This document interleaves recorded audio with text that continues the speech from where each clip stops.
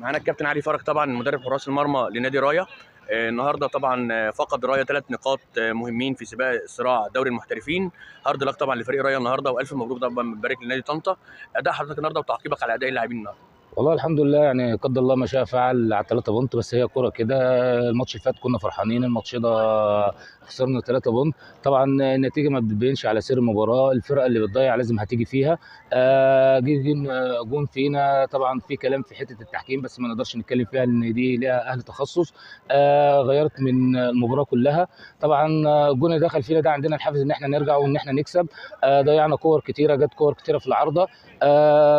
النتيجة في الاخر جت 3 بكورتين في دقيقتين. طبعا كان عندنا هجوم كبير، ودي امر طبيعي، دي امر الكوره يعني. هارد لك كابتن عمرو، ان شاء الله متعوضه في المباريات القادمه، والف بنبارك نادي طنطا تاني اكيد مره. طبعا. وهارد لك لحضرتك، وان شاء الله